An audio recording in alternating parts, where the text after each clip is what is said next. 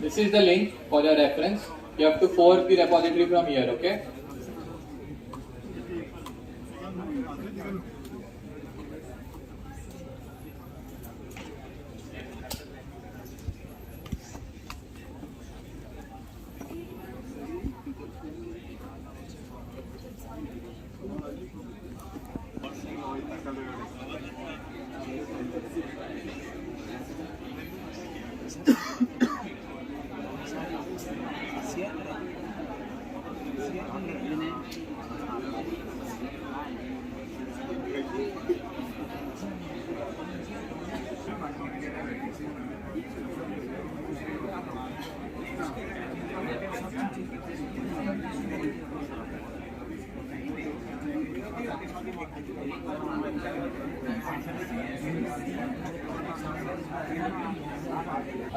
In order to make some changes, you will first have to pull the repository, okay?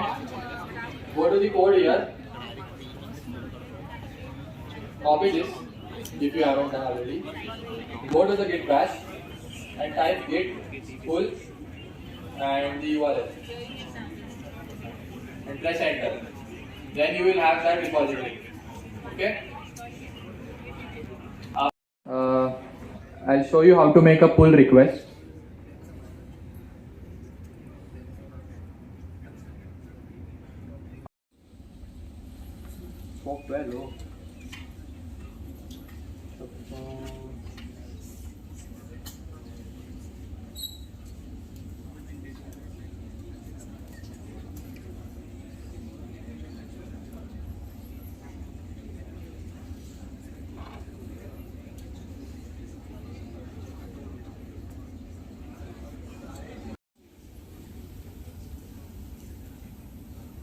Okay, so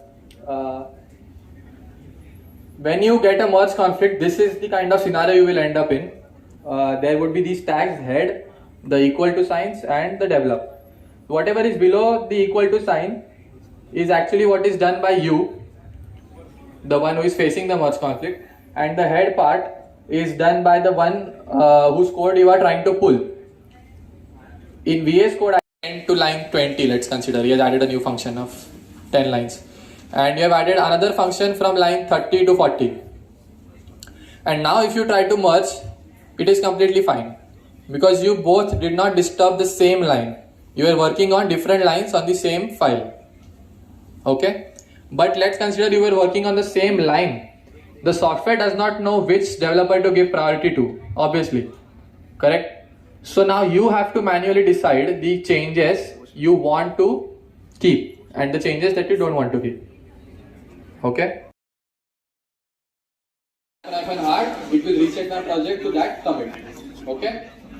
You can do that for any commit, but all the changes after that commit would be lost. In case you want to reset, this is an option. Okay, I'll have to type the entire.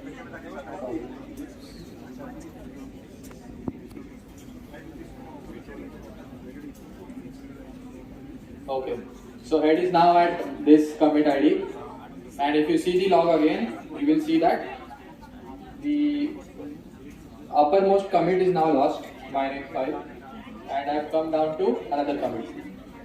Okay. Whatever features you want to develop, they should be split in the branches. Okay. Let's consider you have a feature, let's say the login feature. You must develop that on a separate branch, and while developing, after you have done, only after that you will create a pull request and ask it to merge. So how to create a branch? Git checkout -b is the tag for creating the new branch, and the name of the branch, let's say Yash, and it shows that I have switched to a new branch and it was master up here, now it is Yash.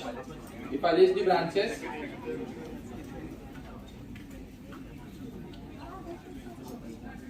you will see that I have two branches, master and Yash. Okay.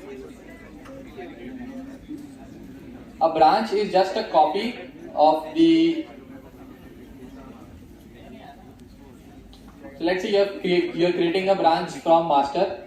So when you say git checkout -b and the name of your new branch, it generates a copy from the existing repository into a new branch. So what you can do is you can work in parallel on different features as well on different branches. In reality, the maintainers are supposed to merge it, but I am one of the maintainers, so I have the authentication to do that. And after merging, you will see that it shows that the pull request is closed. It is merged. Okay.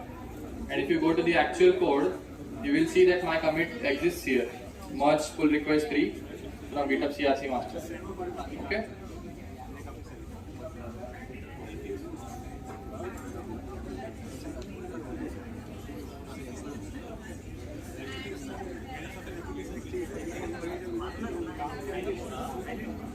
Continue with the session now.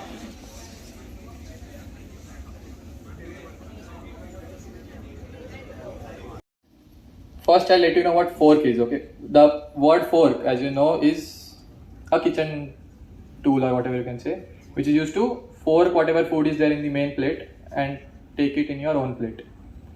So similar to that, what forking does is it creates a copy of the original project for yourself, so that you can work on that copy without disturbing the original. Okay?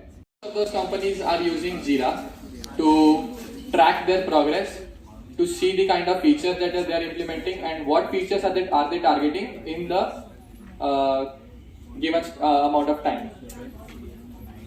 To achieve that, Jira is a software which is provided by Atlassian. If you go to here and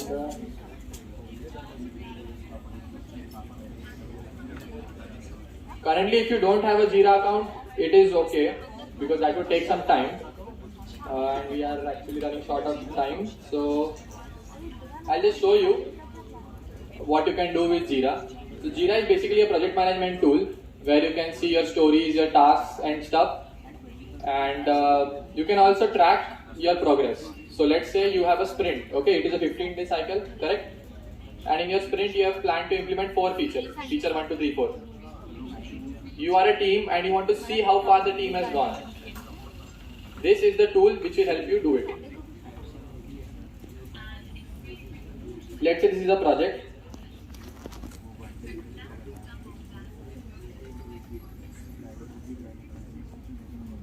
I think you guys have a brief understanding of what a backlog is. You sit with them, you brainstorm, and you get to a conclusion that you will implement these 10 features. Once you decide, there is a high probability that some of those features would be interdependent. Jira also gives you the option to mention that this ticket or this issue or this story is actually dependent on some other story. So that needs to be completed first and only then you can do that. For example, let's say you have a page and that the prerequisite for entering that page is that you should be signed in. Okay, so the login system has to be implemented first and only then you will be able to do the work on the page. Okay, in that case you also have the ability to add interdependencies. Here, for example, this is my backlog and this is my code.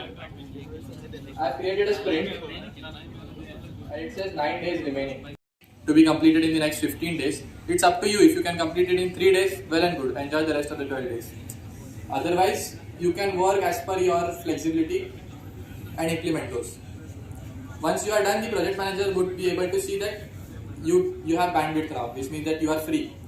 So then he would assign you some other work or maybe ask you to just relax, depending on the manager.